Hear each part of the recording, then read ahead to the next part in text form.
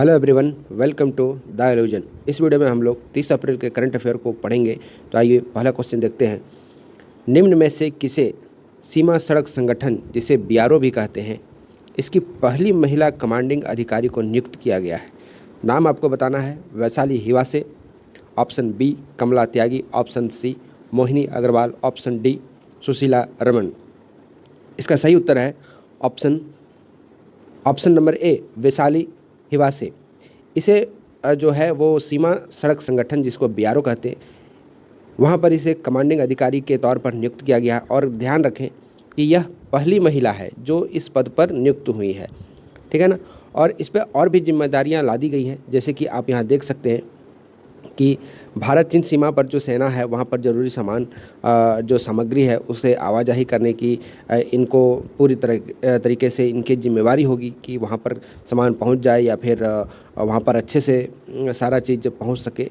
तो ये सारा चीज़ इन पर भरोभार दिया गया है। आगे देखते हैं।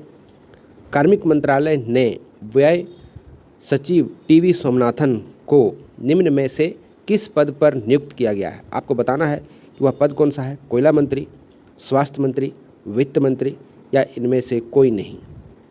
जो इसका सही आंसर है यह है ऑप्शन नंबर सी वित्त मंत्री। वित्त मंत्री के तौर पर इसको नियुक्त किया गया है, जिनका नाम है टीवी सोमनाथन। और यह तमिलनाडु कैडर के 1987 बैच के आईएएस अधिकारी रह चुके हैं। ये 1987 के आईएएस अधिकारी रह चुके हैं। कहाँ से? तो तमिलनाडु कैडर से ये रह चुके हैं। आगे बढ़ते हैं। हाल ही में किस देश के मंत्रिमंडल ने सार्वजनिक स्थल पर सभी प्रकार के चेहरे के नकाब को राष्ट्रीय सुरक्षा के लिए खतरा मानते हुए इस पर बैन लगा दिया है? और यह प्रस्ताव को मंजूरी दे दी गई है। तो ऑप्शन है आपका श्रीलंका, ऑप्शन बी चीन, ऑप्शन सी रूस, ऑप्शन डी पाकिस्तान। तो इसका जो सही आंसर है यह है ऑप्शन नंबर ए श्रीलंका।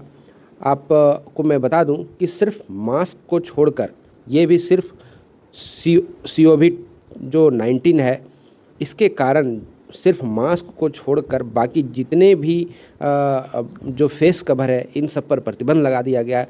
और कल यदि ये कोरोना वायरस हट जाता है या फिर ये पेंडेमिक जो है वो ख़त्म हो जाता है पूरी तरीके से, तो ये भी जो है मास्क लगाना उस जगह पर प्रतिबंधित हो जाएगा जो कि सार्वजनिक रूप से सभी आते जाते रहते हैं वहाँ के लिए। क्योंकि जो सरकार है उनका मानना है कि यह राष्ट्रीय सुरक्षा के लिए जो है वो खतरा है, क्योंकि मास्क पहन के कहीं भी कोई भी कुछ भी कर सकता है, वो दिखाई नहीं देगा कि वो कौन है नहीं है। इसलिए आगे बढ़ते हैं। अंतर्राष्ट्रीय प्रतिनिधि दिवस निम्न में से किस दिन मनाया जाता है? आपको सिंपली बताना है डेट क्या है। 10 मार्च, 20 मार्च, 25 अप्रैल, 12 मई। तो इसका जो सही आंसर है यह है ऑप्शन नंबर सी 25 अप्रैल। अंतर्राष्ट्रीय प्रतिनिधि दिवस जो है वो 25 अप्रैल को मनाया जाता है। जी हाँ, ये कुछ दिन पहले का करंट अफेयर है जो छूट गया था, क्योंकि ये डे का है और डे छोड़ना नहीं चाहिए, आपको हमेशा रेगुलर याद रहना चाहिए। तो आप इसको याद रखेंगे कि अंतर्राष्ट्रीय प्रतिनिधि दिवस जो है यह किस दिन मनाया जाता है। यह है 25 अप्रैल को मनाया जाता है। आगे देखते हैं। निम्न में से कौन सा खिलाड़ी आईपीएल में 50 अर्धशतक लगाने वाले पहले बल्लेबाज बन गए? तो ऑप्शन है A Ravindra Jadeja, option B Kedar Jadhav, option C David Warner, option D Dinesh Karthik. जो इसका सही उत्तर है यह है option number C David Warner. देखिए, डेविड वार्नर जो है यह सनराइजर्स हैदराबाद के साथ, मतलब इन्हीं के टीम में ये खेलते हैं और इनके ये कप्तान भी हैं। कौन? तो डेविड वार्नर। यह आईपीएल में सनराइजर हैदराबाद के टीम में खेलते हैं और ये 23वें मुकाबले में जो है ये अर्धशतक जड़ दिए हैं और ये इतिहास इन्होंने बना दिया है। कौन सा भारतीय सशस्त्र बल अपने गैर चिकित्सा कर्मियों को युद्ध क्षेत्र नर्सिंग सहयोग के रूप में कार्य करने के लिए प्रशिक्षित कर रही है? मतलब कौन सा ऐसा सेना है जहाँ पर जो गैर चिकित्सक जो कर्मी हैं या फिर सेना है उनको ये चीज़ सिखाया जा रहा है कि आप मेडिकल थोड़ा मोड़ा सीख जाएं। ये कौन कर रहा है या यह कहाँ पर, किस सशस्त्र बल में ये किया जा रहा है? ऑप्शन है भारतीय आर्मी, ऑप्शन बी भारतीय वायुसेना, ऑप्शन सी भारतीय नौसेना या ऑप्शन डी CISF। तो इसका जो सही उत्तर है यह है ऑप्शन नंबर सी भारतीय नौसेना। भारतीय नौसेना को ये इस कोविड-19 को देखते हुए यह चीज़ करने की जो है वो सलाह दी गई है और जो इनके जो गैर मतलब चिकित्सा हॉस्पिटल का जो काम होता है, जो डॉक्टर का जो काम होता है, या हर कोई नहीं जानता है, सेना में हर कोई नहीं जानता है। तो इनका कहना है कि मोटे मोटे तौर पर हम लोग सभी को सीख लें कि कैसा हम लोग अपने आप को या फिर किसी और को हम लोग कुछ बता सकते हैं या कुछ दवाइयाँ देकर उनको उनकी जान बचा सकते हैं। इस मुहिम को लेकर के उन्हें ये चीज़ सिखाया जा रहा है।